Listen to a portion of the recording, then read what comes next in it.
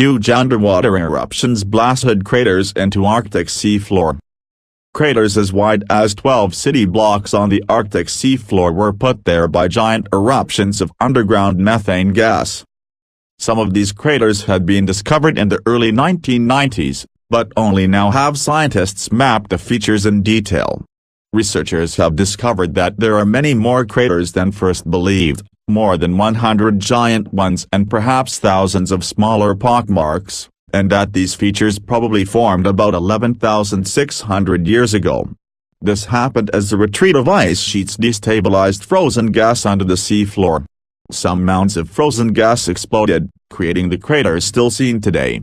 It's an analog for events that could take place in the future around contemporary ice sheets, said study researcher Karen Andersen, a marine geologist and geophysicist at the Arctic University of Norway in Tromsø.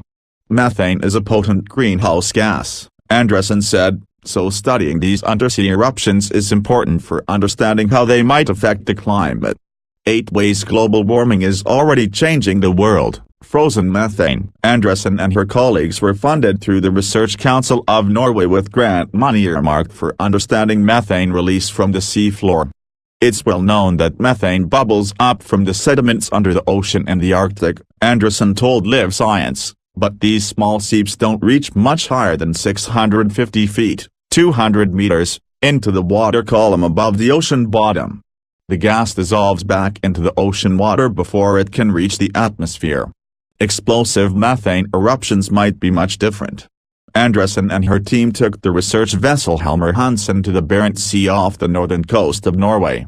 The researchers used a variety of techniques, such as collecting seafloor sediment samples. They also beamed acoustic and seismic signals to the ocean floor and subsurface and used the echoes to map the contours below.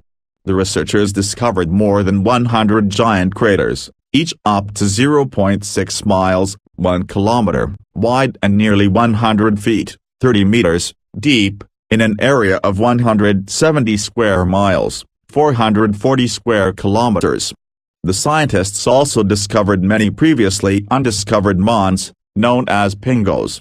These pingos are lumps of methane hydrate, or methane gas frozen within a lattice of water molecules. Exploding pingos. It's these pingos that can explode when the conditions are right. Andersen and her colleagues used mathematical modeling to figure out what kind of pressures, temperatures, water depths and other factors are required to keep the methane hydrate locked in the subsurface, and under what conditions the gas explodes. Their findings told the story of how the craters came to be. During the icy Pleistocene, which began 2.5 million years ago, an enormous ice sheet more than a mile, 2 kilometers, thick covered the Barents Sea. As this sheet ebbed and flowed and scrapped along the seafloor, it altered the pressures on deep reservoirs of gas far below the sea surface.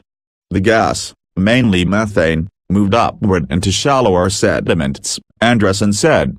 There, it was stable within the upper 1,444 feet, 440 meters, of the subsurface, frozen as methane hydrate and capped under the pressure of the ice sheet. But then the ice started to retreat about 17,000 years ago. The release of pressure allowed deeper hydrates to bubble up and travel to shallower sediments.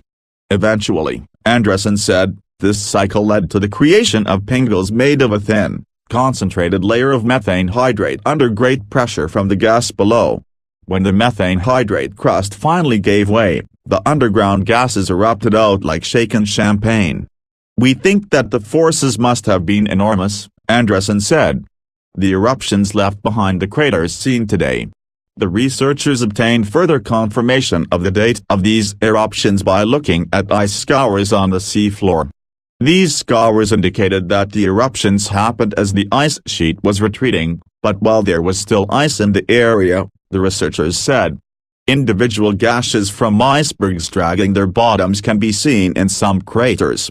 Gallery, an expedition into Iceberg Alley, atmospheric effects. Such giant eruptions could very well have sent methane spewing into the atmosphere, Andersen said, but there is not yet proof that the exploding pingos did, in fact, do so.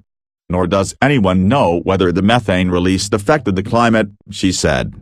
Methane is 84 times more effective at trapping heat than carbon dioxide in the first decades after its release, so smaller amounts can cause greater warming relative to carbon dioxide. Exploding pingles can't happen just anywhere that ice is retreating, Andresen said. Big underground gas reservoirs must be present, too. There are areas today where that combination exists, though. The east coast of Greenland is one example, Andresen said, along with the many Arctic basins north of Siberia and some portions of Arctic Alaska and the northwest Canadian interior. If a pingle collapsed tomorrow, though, there's no guarantee humanity would notice. These areas are remote and largely unmonitored, Andresen said. These are vast areas, she said. It takes weeks by boat to reach Greenland even from Norway, she added.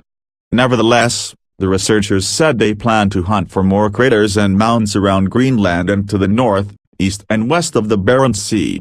We definitely know that the eruptions were important for the changes in the chemistry of the ocean, but we don't know yet how important it was with regard to the atmosphere and the climate, Andresen said. That is something we need to explore.